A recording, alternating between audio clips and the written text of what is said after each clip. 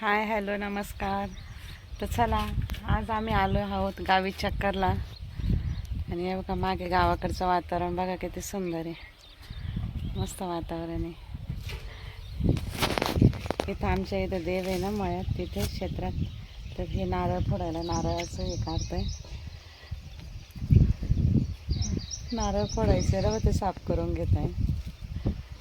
तर बघा असं देवस्थान आहे आपलं मंजाबा महाराजांचं.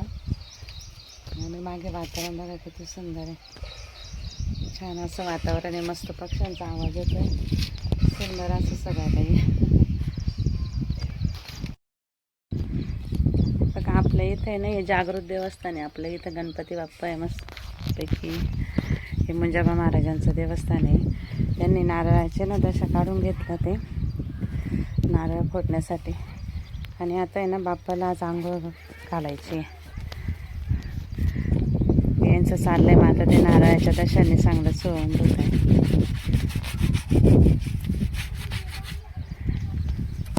आणि वातावरण बघा सगळीकडे एकदम हिरवं हिरवं गार आहे, एकदम सुंदर असं वातावरण आहे, छान.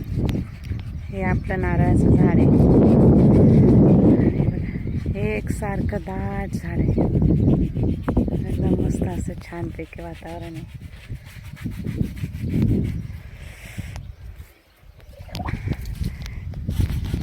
आज घरी पूजा होती, लवकर आटपलं, मग हे बोलले चला आपण आज गावाला चक्कर मारून येऊ. आपल्या इथं जागृत देवस्थान आहे, तिथे आपण प्रसाद वगैरे ठेवून येऊ, देवबाप्पाला आंघोळ घालून. म्हणून मग आज आम्ही आलो इकडे गावाला.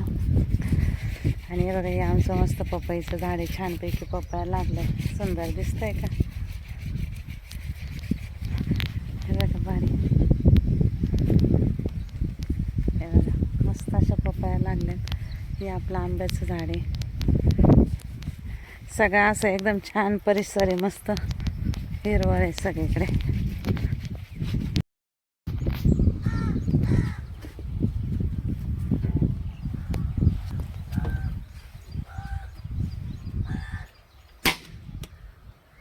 गणपती बाप्पा मोरया.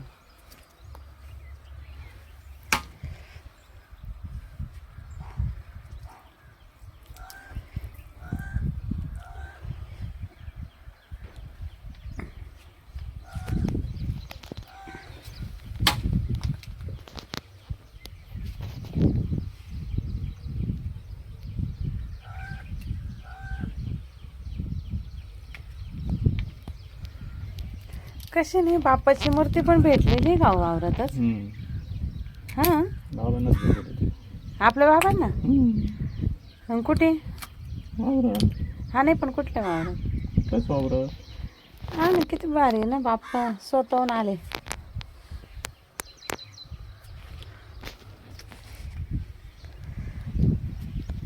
मला ते एवढे दिवस माहीत नव्हतं, आपण करत नव्हतो म्हणजे नाही का.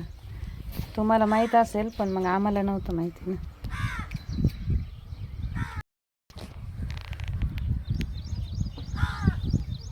कावळ्याचे किती काव काव चालले.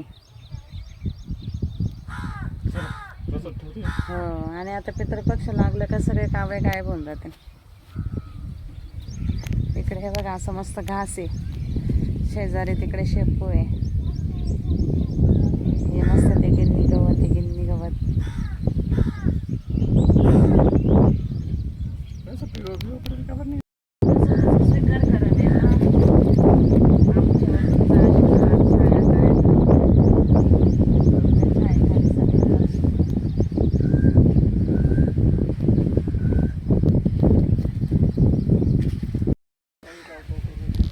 अहो भाद्रपद पक्षाला म्हणजे आता पितृपक्ष सुरू होत आहे ना, म्हणून कावळ्यांचा आवाज आहे.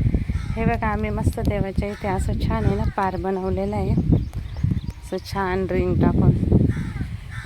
आणि हे त्याला आता पेवर ब्लॉक बसवले, इकडे बसवायचे म्हणजे थोडं असंच ठेवलं ना पाणी जाण्यासाठी. असं छान केलेलं आहे, देवाला सावली पण केली आहे. आणि पाठीमागे आपली सोयाबीन, बघा सोयाबीन कशी आली.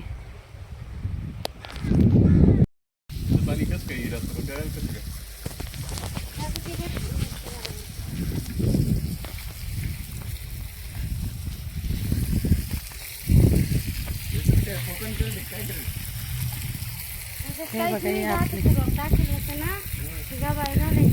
ते आळ टाकली